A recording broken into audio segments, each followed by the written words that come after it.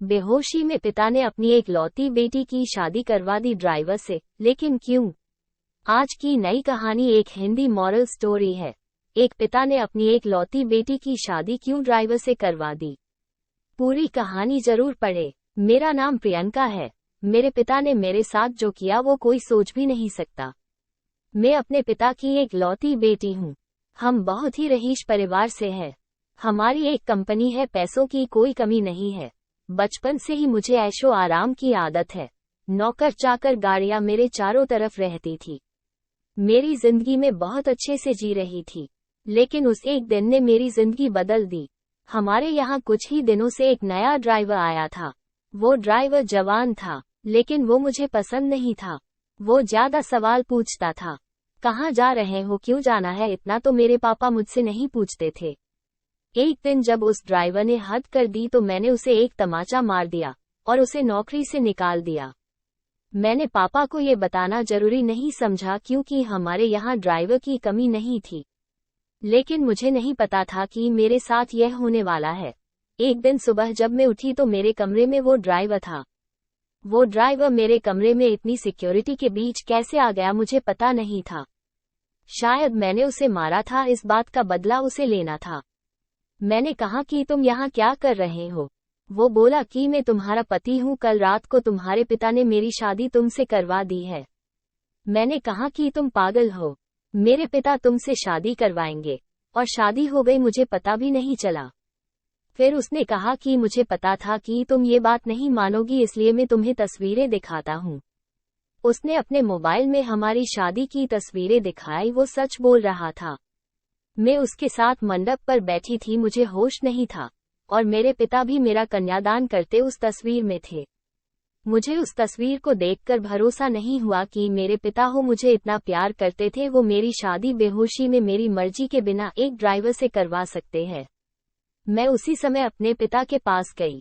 पापा को कहा कि पापा ये सब क्या है, ये कोई नाटक है। ये ड्राइवर के साथ अपने मेरी शादी करवा दी, वो भी मुझे बेहोश करके। आप ऐसा कैसे कर सकते हैं? पापा ने कहा कि वो मजबूर है। मैंने कहा मजबूर? हम मजबूर है? इतने बड़े होने के बाद भी इसकी क्या औकात है? हम इसके आगे कैसे मजबूर हो सकते हैं? वो बोला कि जबान संभाल कर बात करो, अब मैं तुम्हारा पति हूँ। मैंने बोला अब मैं इस शादी को नहीं मानती। यह कैसी शादी, यह मेरी मर्जी के खिलाफ है। वो बोला कि मर्जी तुम्हारे बाप की थी, जो इस तस्वीर में साफ दिखाई दे रहा है। वो बोला चलो अब मेरे साथ। मैंने कहा चलो कहाँ, यह मेरा घर है। वो बोला नहीं, तुम मेरी पत्नी हो और मैं अब तुम मेरे साथ रहोगी। अगर नहीं मानी तो ये तस्वीर मीडिया में जाएगी।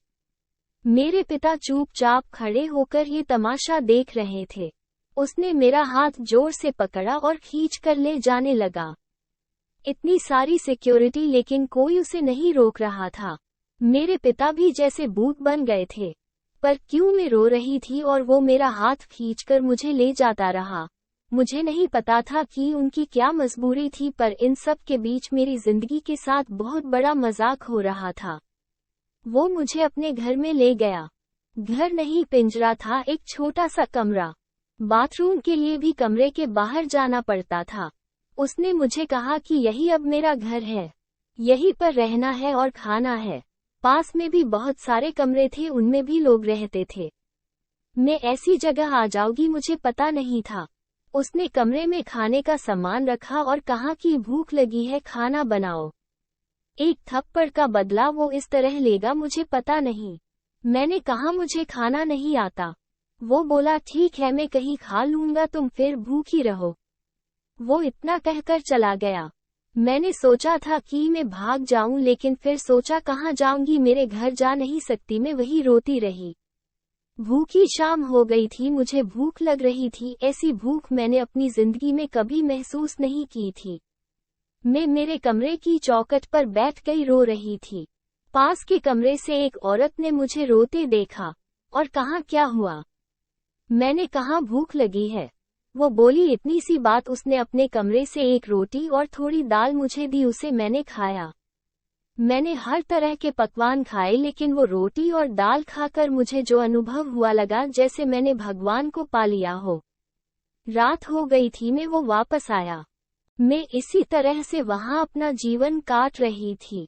मुझे वहां रहते अब 10 दिन हो गए थे। खाना मैं बना नहीं पाती थी, जैसा भी बनता मैं खाती थी। फिर एक दिन मैं चक्कर खाकर गिर गई और जब मुझे होश आया तो मैं अपने पिता के घर थी। सामने मेरे पापा थे। उन्हें देखकर ही मुझे गुस्सा आ गया। मैंने कहा, आप मुझे यहाँ क्यों ले आए, मुझे वही मरने क्यों नहीं दिया। उस कमरे में वो ड्राइवर भी था। पापा बोले, बेटा मैंने तुझे कितना समझाया लेकिन तू नहीं मानी, तो आखिरकार मुझे ये तरीका अपनाना पड़ा। तुम जिस माहौल में रहकर 10 दिन में परेशान हो गई हो, उस जगह से उठकर मैंने ये सब बनाया है। तुम्हें ये सब ऐसे ही मिल गया तो तुम्हें इसकी कोई कद्र नहीं रह गई। तुम शराब के नशे में रहती हो। हमारे घर जो काम करते हैं तुम उन्हें इंसान ही नहीं समझती हो। कितने लोगों को तुमने मुझसे छिपाकर नौकरी से निकाल दिया। तुम्हें पता है नौकरी क्या होती है, कैसे परिवार चलता है। शायद तुम इन 10 दिनों में कुछ सीख पाई होगी। ये ड्राइवर नहीं, अरुण है, मेरे दोस्त और बिजनेसमैन रमन का लड़का। ये तुमसे शादी करना चाहता था। मैंने ही इसे कहा था कि तुम पहले उसे जान लो। तुम्हें उसने फॉलो किया तो वो समझ गया कि तुम गलत रास्ते पर हो।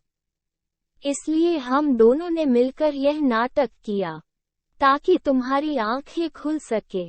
जिस रात तुम्हारी शादी करवाई थी उस रात भी तुम नशे में घर आई थी। पैसे और जिंदगी की कद्र करो। सबके नसीब में यह नहीं होता है। ये सब मेरे लिए था, मुझे सिखाने के लिए, और सच में इन सब से मेरी आंखें खुल गई। मैं एक नई इंसान ही बन गई। अरुण ने भी मेरा फायदा उठाने की कोशिश नहीं की। मुझे पता चल गया था कि वो मुझसे कितना प्यार करता है। पिता की ये सीख मुझे एक नया इंसान बना गई। नमस्ते दोस्तों, सब्सक्राइब करना बिल्कुल भी ना भूले हमारा YouTube चैनल कहानी बिंदु के साथ, स्टोरी विद बिंदु। Thank you so much.